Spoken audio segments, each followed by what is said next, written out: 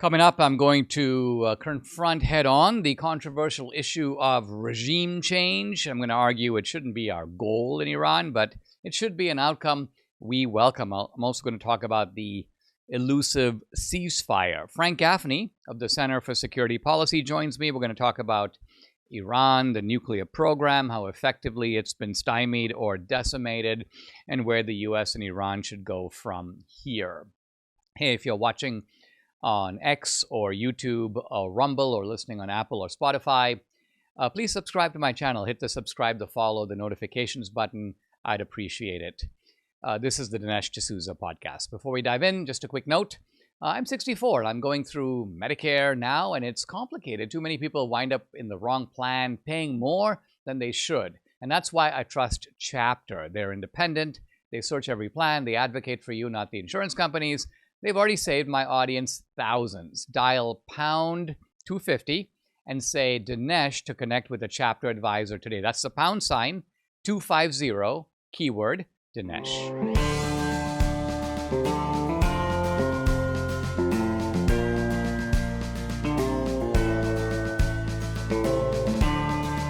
America needs this voice. The times are crazy. In a time of confusion, division, and lies, we need a brave voice of reason, understanding, and truth. This is the Dinesh D'Souza podcast. We are living in interesting times, like they say. I'm not sure if that's a good thing or bad thing, but what it does mean is there's a lot of stuff happening on many fronts. And while I'm going to focus on the ceasefire or the ceasefire that got violated, I want to start by talking about a couple of other things. The first one is that a socialist looks like he might win for the mayor in New York City. And this is he's a Muslim socialist, which some people would say is the worst of all worlds. It's Zoran Mamdani, and this guy is very dynamic.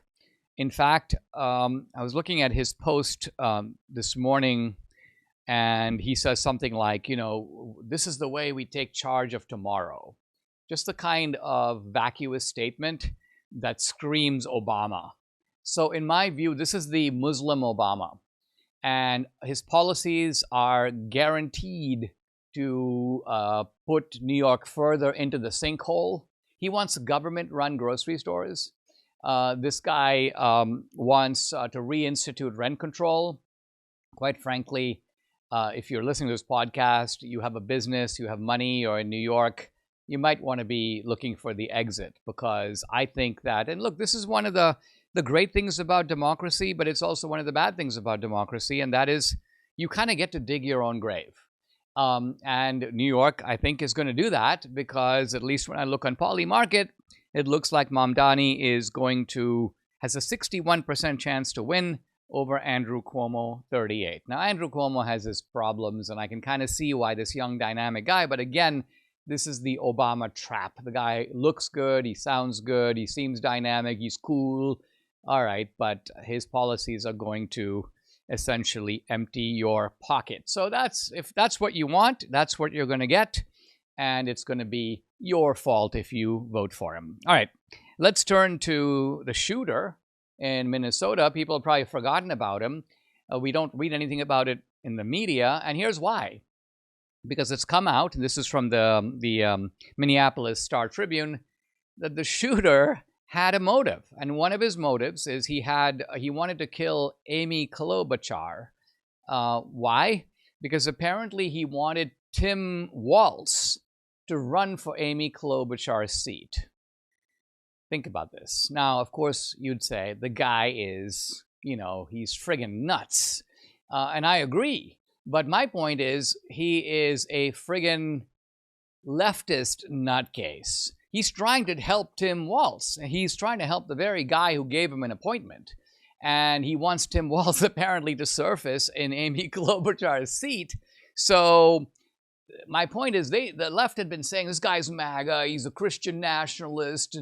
They've gone dead silent on all this. Why? Because it's kind of obvious that although he's a nut, he's their nut, not ours. All right. Let's see what else. The Supreme Court says that Trump is now free to deport criminal aliens, not aliens in general, but criminal aliens to other countries. In other words, not even necessarily to the country they came from. You can deport them. They're criminal. They're aliens. You can send them abroad if you want to.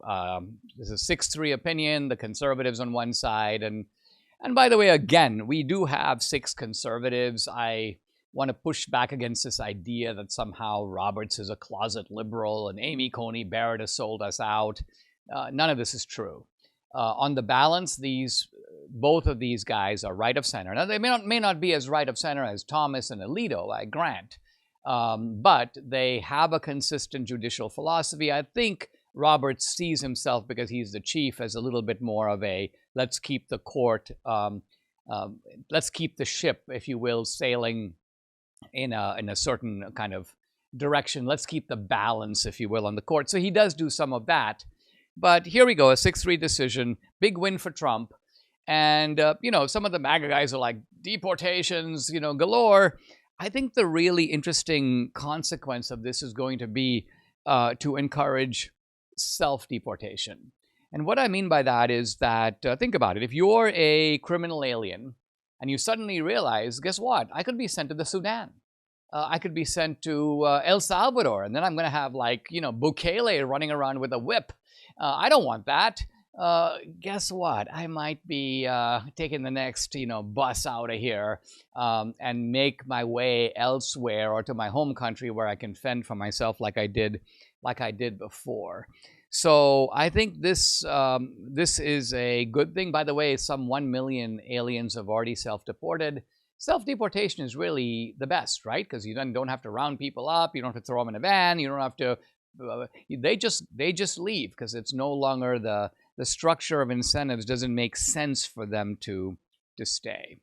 All right, let's talk about what's going on with Iran, with Israel.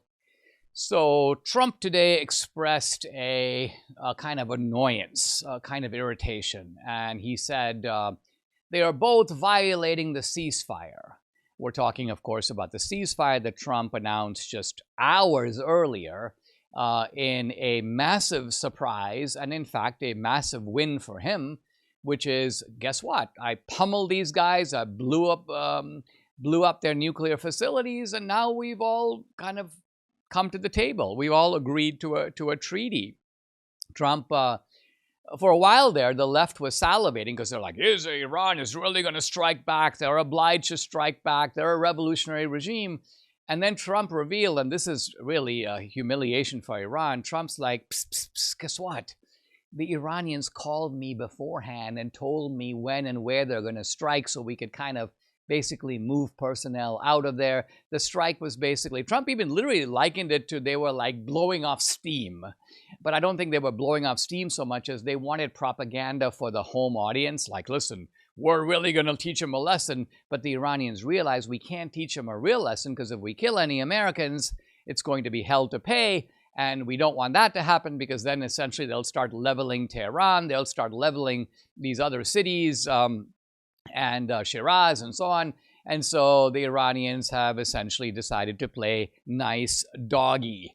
But the ceasefire was apparently violated.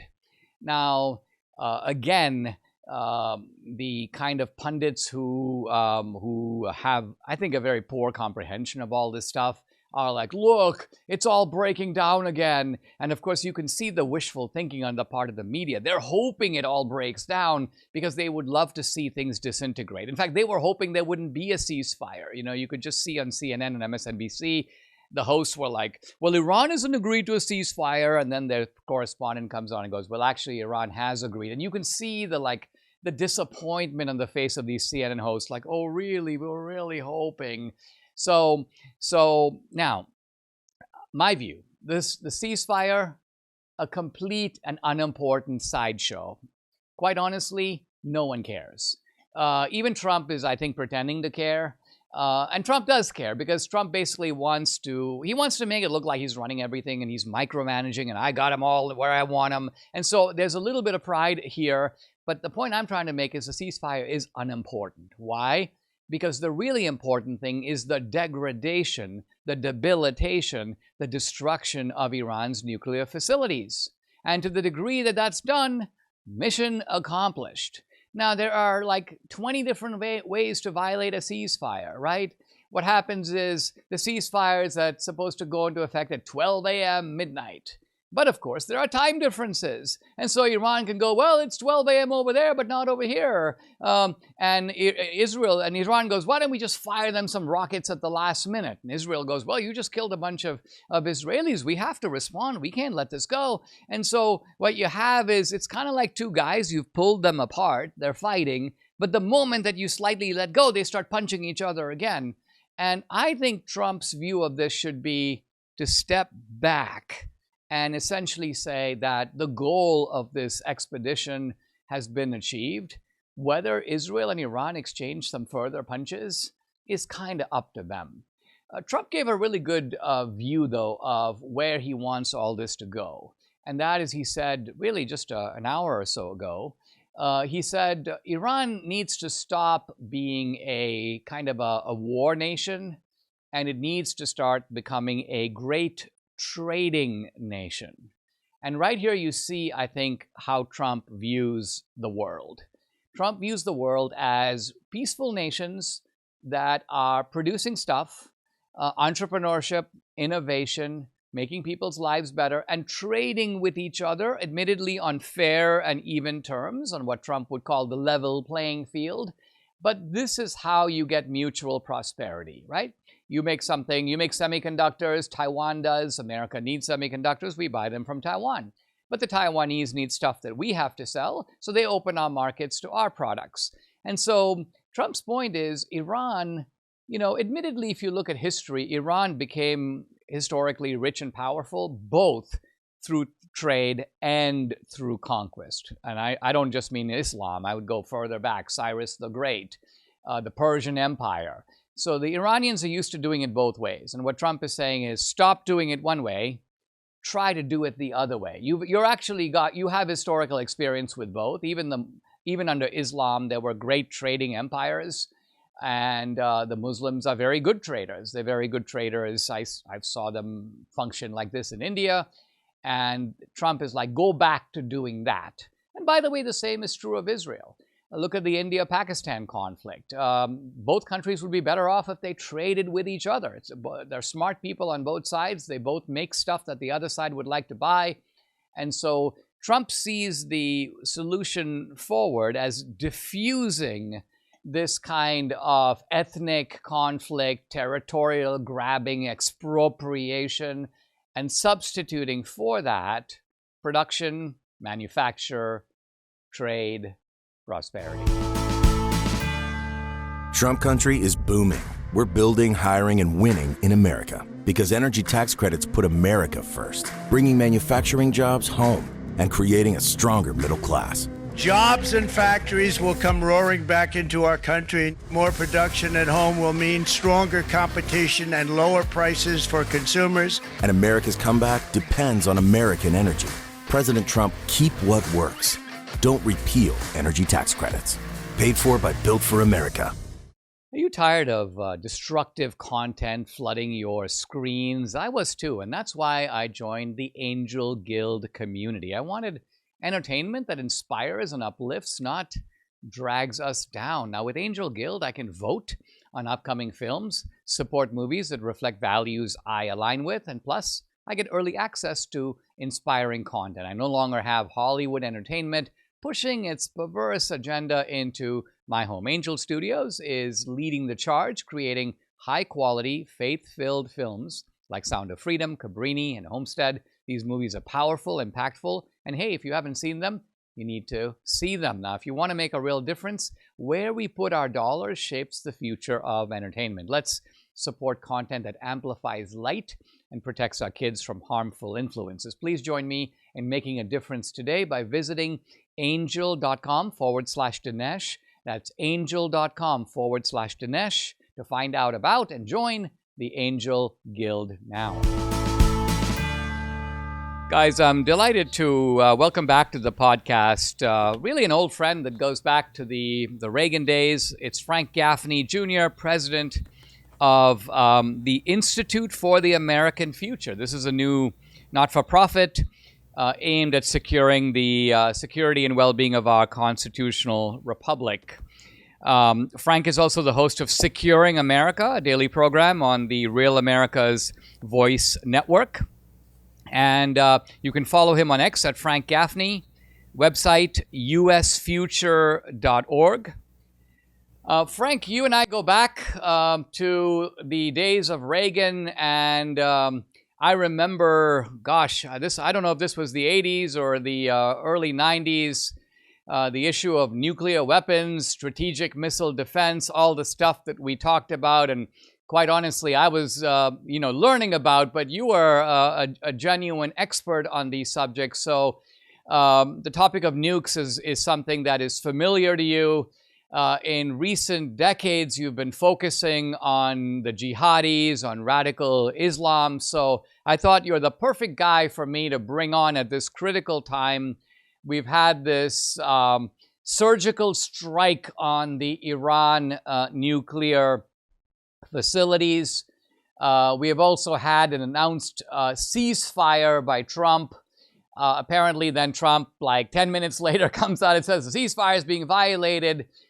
My view, Frank, is that the ceasefire is a sideshow.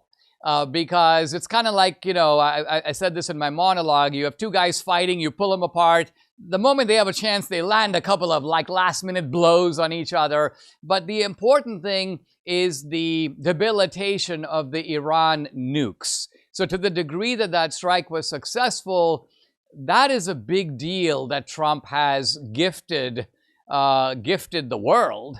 Give us your take on all this stuff going on now, and a kind of assessment of how well Trump has done so far and what comes next. Well, that's a pretty full plate.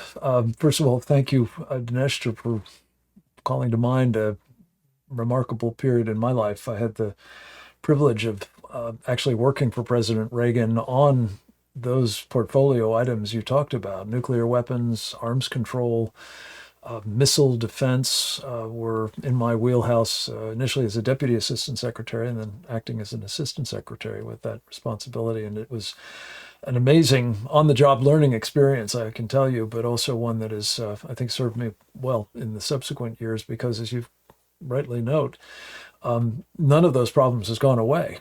Not the Soviet Union, fortunately, has, which was the main concern then. But in its wake, we've seen not only an ongoing problem with Russia, now particularly evident in Ukraine, but China emerging as a superpower peer to us, nuclear among other standards.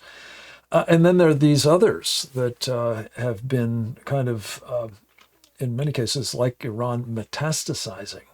And your question about the strike that Donald Trump executed, I must say, brilliantly, and not just the actual feat of getting these extraordinary weapons delivered with precision and apparently decisive effect, but doing it with absolute secrecy, which in this town, as you know, having spent some time here, I didn't think was possible, honestly, but it was proven to be. This brings us to kind of the present moment. Frank, before you continue, Sure. Let me jump in on the secrecy issue, but because do you agree that the reason for the secrecy was that had Trump notified the broad swath of Congress, had Trump not cleaned out let's call them the backstabbers who are in the administration and in the sort of apparatus of decision making, there's no way this would not have gotten out, because the people who oppose it would have, I'm not saying that they would have gone and directly notified Iran, but they would have notified the New York Times, and then 30 seconds later the Iranians would know all about it. So a lot of kind of preparatory groundwork seems to have gone into making sure that there is a structure in place where this kind of thing can be done. And isn't that part of the bureaucratic accomplishment of Trump? I'd like to think so. Dinesh, I have to tell you, I know of a number of people that I consider to be batting for the other team, who unfortunately are still inside the administration. So I think it may be more a function of compartmentalization. Just if they're not deemed to have a need to know, they were not read in. And it's certainly the case that it was helpful with respect to the Congress. Now, their panties are in a bunch because they're claiming in some cases that this was unconstitutional or an impeachable offense, what have you. But had they been read in, you can bet exactly as you say, the mission would have been scrubbed necessarily. But if I could just come to your second and maybe most important point, has the ceasefire locked in a denuclearized Iran and thereby permitted us to say, well, it's somewhat pejorative term these days, I guess, mission accomplished? I don't think so. And I'm frankly apprehensive about anything that precludes what I consider to be the absolutely necessary step if a decisive victory is to be established, an unconditional surrender, to use the president's terms. And that is the fall of the regime in Iran. Not at our hands, perhaps with the help of the Israelis, and they've been providing a lot of it, but at the hands of the people of Iran, who are desperate to achieve that and have been prevented from doing so under successive American presidencies, unfortunately both Republican and Democratic, who simply averted their gaze from the aspirations of the people of Iran and decided they'd stick with the regime and in some cases actually prop it up, enrich it, embolden it for sure, and I could argue enable this nuclear weapons ambitions as well. Is part of what you're saying, Frank, here just this, that, look, to the degree that the regime remains in place, the mullahs are still in power. And that is, in fact, one of the implications of let's say the ceasefire works beautifully. Well, what do the mullahs buy? They buy a lot of time, right? And no matter how degraded their facilities, we know what their ideology is. It still remains death to America, right? Yes. We also know that they have the knowledge of how to make nuclear weapons. We know that they have allies, Venezuela, North Korea, that either have weapons or have weapons-grade material. So I think what you're saying is they will now start cooking again in the kitchen, or maybe have to make some new kitchens, but they have the recipe, and they're going to try to do it, and maybe try to do it even faster this time. And the logic of that is a way of saying that only regime change, to use that controversial term, really brings this to a decisive end. And yet, my sense is that Trump does not want to go that far. At least he does not want the United States to go that far.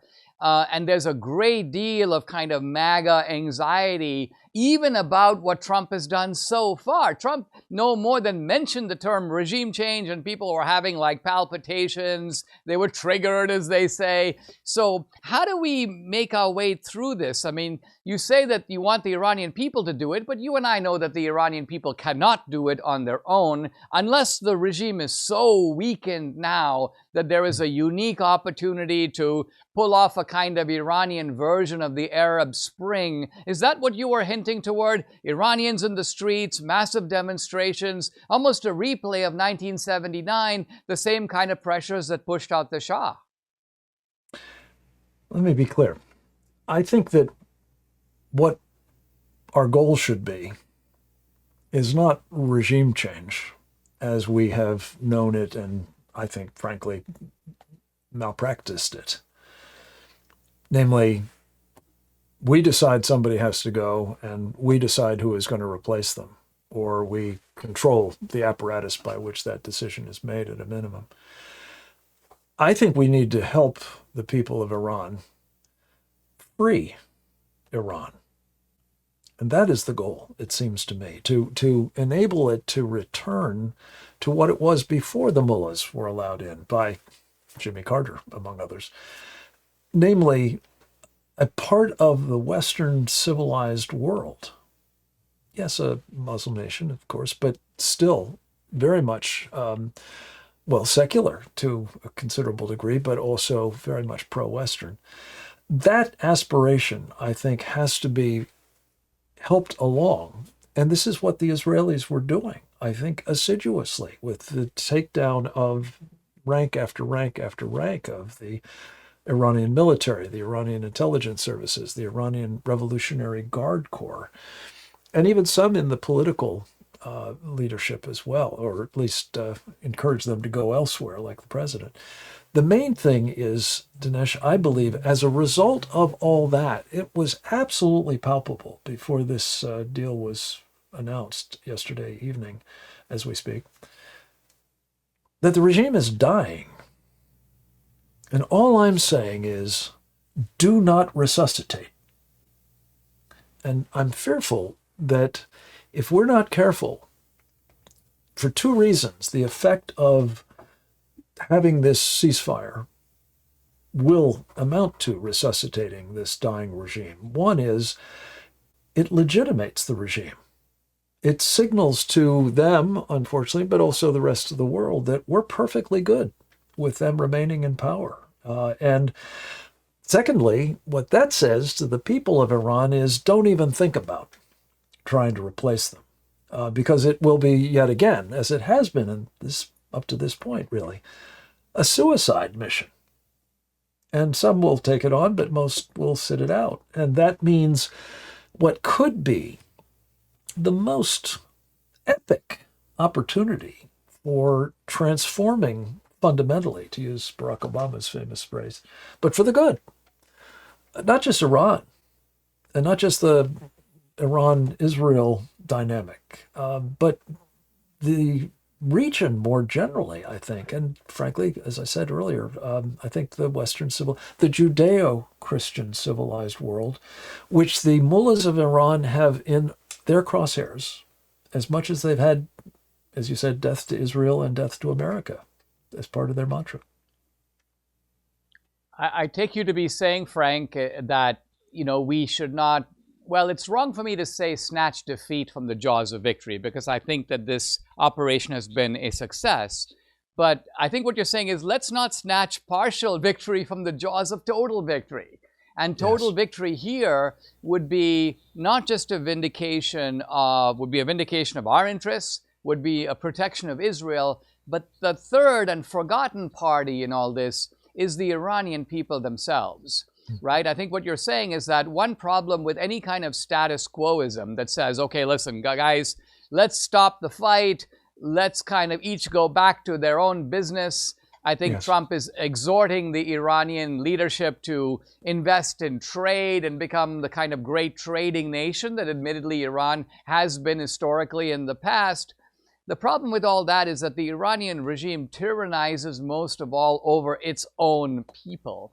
And there is an even bigger win in sight, which is to say, if the mullahs come down and the Iranian people are sort of dancing in the streets, and then leave it to them. I think this is maybe the great lesson that we've learned from Iraq and Afghanistan. All this, don't go with the if we broke it, we have to own it, and we've got to go in there and we've got to organize tribal meetings and try to figure out how these different tribes get along with each other. We stay out of all that. We let the Iranian people figure that part of it out, and we just kind of hope that they've learned a bitter lesson. And I say a bitter lesson because you and I, not everybody's old enough to remember who listens to this podcast, but you and I are, that at one time, the Iranians, they mobilized in the streets. They pushed out the Shah. Now, Jimmy Carter helped them, but they did it. And they ignored the old conservative maxim that when you have a revolution, you don't always know what's going to happen afterward. You don't know what's going to come next. You might go from the frying pan into the fire, and see how hard it is now to undo all that. You're a serious student of history, Dinesh. It's one of the things I've long admired about you. And I'm reminded of what happened at a critical moment in our own history, in our revolution.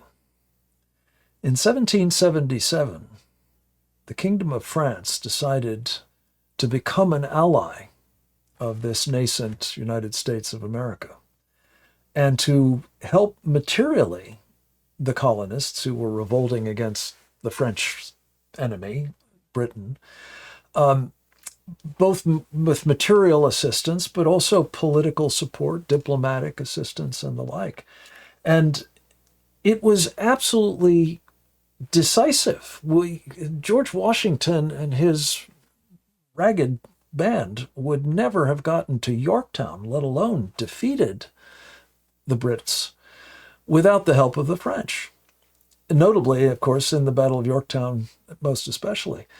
And I'm simply saying that a similar kind of support for freedom-aspiring people by our country, with, thankfully, none of the heavy lifting required, because the Israelis are perfectly prepared to provide that, to help further degrade or attrit, if you will, the mullahs and their ability to maintain power, to control and terrorize and otherwise repress the Iranian people.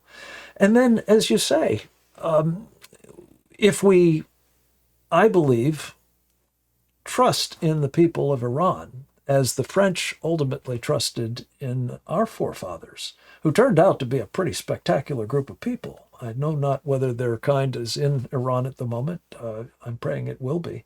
But out of it came the greatest nation ever. And we need to remember that it would not have happened without the help of a foreign power that was willing to be supportive. And I just would close by saying, Dinesh, that the danger of this ceasefire, assuming it holds and assuming that, the language that the president expressed today that was harshly critical of the Israelis, for example, for responding to a violation of the ceasefire by the Iranians, by the way, we might well see snatched, I'm afraid not from the jaws of a partial victory, but the jaws of what could have been a complete victory, a strategic defeat that will cost us very dearly. Much of this is about no more endless wars.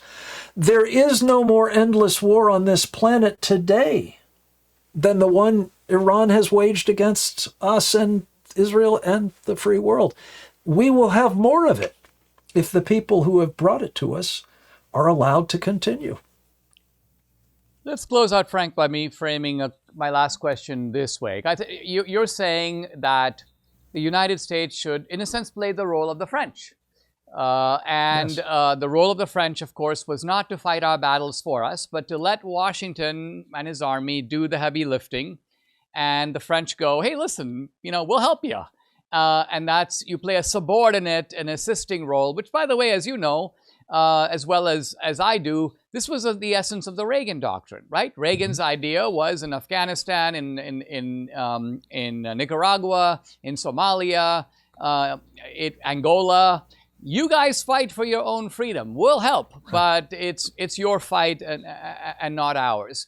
I think that what is maybe holding the MAGA legions back, if you will, is a debate that has not been fully articulated, but it's a debate inside of libertarianism itself. And I want to make it explicit and close out by having you comment on it. One view of libertarianism says we believe in freedom, but we have to be focused on what's going on in our own country. That's the meaning of America first. Everybody else's freedom is not our problem. And therefore, we need to avert our gaze from all that and focus on things like deportations, building up our own domestic manufacturing, and the catalog, and we both agree with it. The other view of libertarianism says that libertarianism is partisanship on behalf of liberty. And liberty is, in fact, a universal aspiration. and the United States should not recklessly go in search of monsters to destroy. But on the other hand, we should be friends of liberty wherever we can. And moreover, we should deploy reasonable and prudent resources and diplomacy in defense of liberty. Why? Because the more that we can multiply the friends of liberty, ultimately the better off they are, but also the better off we are. I'm assuming that, in a sense, what you've been arguing here for is the second view of libertarianism, and I'd like you to comment on that. Well, I would certainly defer to you on matters of political, genealogy. I've never heard libertarians described as having that second view. I think that's more of a conservative view, honestly. Certainly one I subscribe to. The dynamic I would describe a little bit differently, but I think there's some overlap. The Venn diagram, as Kamala Harris would say. MAGA is, of course, about a strong America. America first, as interpreted at least by what I would call the Lindbergh America Firsters, hearkening back to the Charles Lindbergh, who during the first run of this phrase made it all about isolationism. In fact, a pro-Nazi policy, which he subsequently apologized for having, by the way, when it was so clearly wrong. That is up against, I think, a Trumpian America First policy, at least what we've understood it entails to date. And that is, yes, you let other people fight their fights with our support if it's furthering the idea of freedom and our interests, obviously.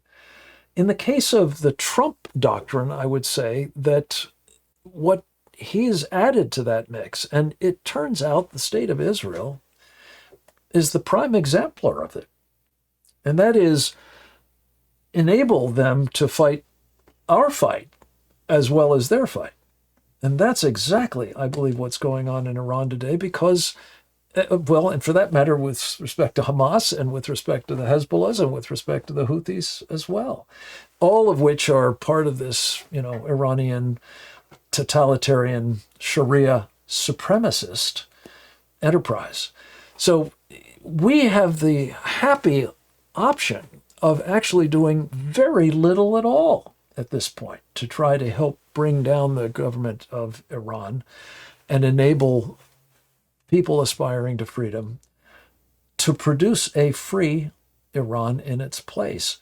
The Israelis, I think, are perfectly prepared to be of assistance in a way that we might otherwise have to be, and that's where the Trump doctrine complements the Reagan doctrine and creates an opportunity for having both an America that's made great again and an America that is first in the sense of exercising successfully peace through strength. I mean, this is very interesting because, as you know, there's a MAGA faction that thinks that the United States is doing Israel's work. And you've been arguing the exact opposite, that Israel might very well be doing at a very low cost our work for us, and we should cheer them on. Why would we stop them from doing that? Guys, I've been talking to Frank Gaffney, president of the Institute for the American Future, the website, usfuture.org. Follow him on X at Frank Gaffney. Frank, as always, thank you very much for joining me. God bless you, Dinesh. Great to talk with you. There's been a national focus driven by Robert F. Kennedy Jr. on eating only the healthiest foods, and that's good news, and it's great news for Balance of Nature. Why? Because their method of producing a vibrant nutritional supplement is second to none. While so many others use chemicals and additives, Balance of Nature is made solely from whole food ingredients. These are the capsules. It's fruits and veggies in a capsule, extremely easy to take. While other methods sacrifice nutritional quality for the sake of profits and volume, Balance of Nature's advanced vacuum cold process involves freeze-drying the fruits and veggies into a fine powder, helping to retain as much nutritional value as possible compared to other inferior methods which cut corners at your expense. Balance of Nature packs a nutritional punch And that's the whole reason for taking balance of nature, getting the most nutrition for the sake of your health.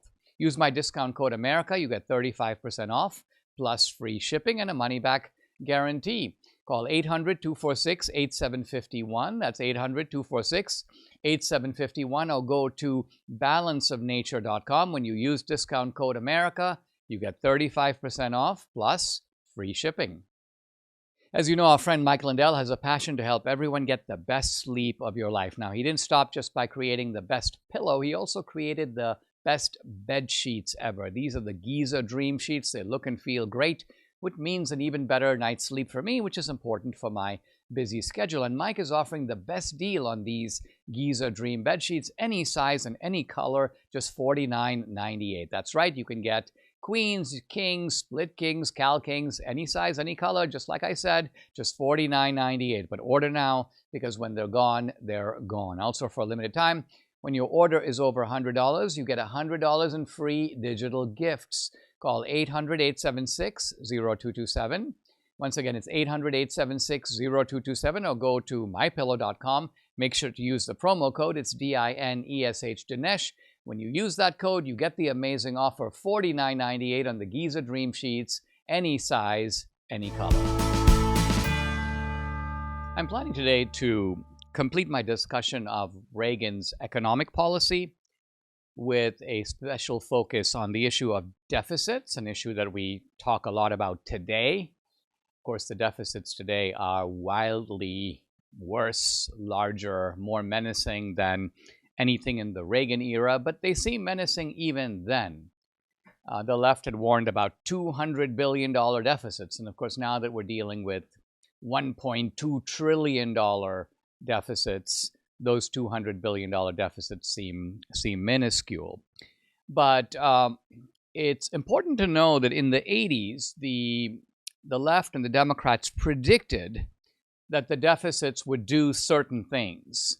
And we have to look to see if those things actually happened. First, they predicted that the deficits under Reagan would promote inflation. Why? Because deficits are basically government spending, right? And so using the kind of Keynesian model, when you do spending, you're pushing more money into the economy, and this is going to cause prices to go up. Now, there is actually an economic fallacy here, because money always comes from somewhere. And even if you print money, it's coming from somewhere, which is to say it's coming from the other people who already have money, because you're diluting their money. So when you move money from one bucket to another, that by itself does not cause inflation. So in any event, inflation was predicted for the Reagan era, but it did not occur. Inflation actually went dramatically down. And interest rates were also predicted to go up, and kind of for the same reason, right? There's more money pumped into the economy, and therefore interest rates are likely to, well, the true logic of it is interest rates should go down when there's more money in the economy. But the simple truth of it is that the prediction that interest rates would rise, again, based on kind of Keynesian modeling, turned out not to be true. What's the proof? Well, let's look at inflation. Inflation was very high before Reagan, and so were interest rates. Interest rates were 20%. And after Reagan, interest rates plunged. And even though interest rates came down, even if you took inflation into account, the real interest rate is the sort of the nominal interest rate, the stated interest rate, minus inflation. So let's say inflation is 5% and the nominal or stated interest rate is 10, the real interest rate is 5 because it's being diluted by inflation. Now, none of this means deficits are good. They're bad because they represent borrowing. Borrowing means you have to pay the price of the borrowing, that's the interest rate, and at some point you have to pay the money back. So that's not good. But Reagan thought we can endure these deficits. Reagan hoped that these deficits would put some brake on the Democrats' appetite for government spending. Why? Because there's like less money to spend, right? If you're paying more and more interest on the debt, that becomes part of the line item of the budget, and so you got less discretionary money to allocate elsewhere. Now, the Democrats eventually, and this is over time, learned to weasel their way around this, essentially by printing money. Not by raising taxes, but by printing money. But for a while, the Democrats were stymied in the Reagan era. In other words, not that they cut spending, they didn't do that, but they weren't able to increase it a lot. Why? Because they had to deal with these deficits and deal with the annual interest payments on the debt. And the Democrats complained about that. They're like, oh, Reagan is making it difficult for us to spend money on things that we need to spend money on. And Reagan would sit back and kind of chuckle and go, well, actually, that's a good thing. Now, Reagan's real goal was the same as Trump's. And that is, the way you whittle down the deficit is you don't reduce it in monetary or real terms, but what you do is you make the overall pie bigger. So think of the deficit as like a slice of pizza, right? And the deficit might get bigger, but even if it gets bigger, if you have a bigger pizza, the deficit can be a smaller proportion of that larger pizza, even though the deficit is growing. Why? Because the overall pizza is growing and maybe growing faster than the deficit is. And this is exactly what happened in the Reagan era. The deficit began to decline as a proportion of the economy. So the deficit consumed 6.3% of GDP in 1983, shrank to about 3% by the time Reagan left office. So the deficit proportionately is cut in half. Again, this doesn't mean the government is spending less money. It's spending less money as a fraction of the overall economy. So it's time to kind of sum up here. Reagan came into office in 1981. The economy was a mess. The basic problem was economic stagnation plus runaway inflation. So this was Reagan's main target, to get the economy jump-started. That's to deal with the stag part of it, which is stagnation. And the second part of it is bring down inflation. And Reagan did that so well that ultimately people sort of forgot about inflation as a real problem, even though it is a problem. So by the end of the 80s, people stopped talking about inflation, whereas in the 70s, they could talk about like nothing else, at least in economic policy. And then by the 90s, inflation sort of stayed low. This was the after effect of Reaganism. And we came into the 21st century a little bit careless about that topic, because we thought, okay, we've sort of slain the inflation dragon. And of course, the Federal Reserve went back to printing money. The Democrats went back to spending money. And inflation became a serious problem again, starting in 2008, because we printed a ton of money after the 2008 economic crash. It wasn't really a crash, but it was a retraction. And then a huge amount of money under COVID. The combined effect of this printing money is something like $10 trillion. Something like 1 out of every 4 dollar bills in circulation was printed between 2009 and essentially 2022. So this is a massive dilution of your money and mine, and this is essentially stealing of our wealth by the government, a transfer of wealth from us over to them. But that's all post Reagan. Reagan's tax cuts, his privatization, his deregulation produced a real juggernaut of economic growth. There was also a lot of corporate restructuring. There was a boosting of entrepreneurship, and companies like Microsoft and Dell, Apple, all of them sprang to prominence in the 1980s. They continued, of course, on fire in the 1990s and beyond. So what Reagan did was he vindicated capitalism and free markets at a time when people had begun to wonder, can these advanced industrialized economies grow? It seemed like their growth had ground to a halt, and the only growth was coming in sort of small economies that were on the periphery of modern capitalism. So countries like Singapore were growing, Thailand, Malaysia, some of these so-called Asian tigers. China was slowly beginning to come out of its doldrums under the reforms of Deng Xiaoping. And people thought the United States was kind of on the way out. Now, people think now that the United States is on the way out, and this is the whole point of Trump's Make America Great Again. We wouldn't need to be made great again if we were doing great already. So there's a recognition that there's a lot that needs to be fixed. I would say that what Reagan did is he gave the country like a 25-year economic reprieve. What is reprieve? A kind of lease on life, an extension. It's kind of like, I'm going to keep you going for 25 years. And by the way, if you think about Trump, it's no victories in politics are really permanent. If Trump does a great job in the second term, again, what's he going to do? He's going to give America a reprieve. If Trump can say for the next 25 years, the United States will be doing better rather than worse, people will start doing better than their parents and not worse. The working class will start seeing its condition improve and not deteriorate, and that's going to go for a quarter of a century. This would be a spectacular accomplishment. Well, this is exactly Reagan's accomplishment. But I close by noting that on this point, Reagan had one key difference from Trump, and you see this every day, and it always kind of makes me laugh, and that is that Trump greedily hungers for credit. He wants credit. He's extremely annoyed when he doesn't get it.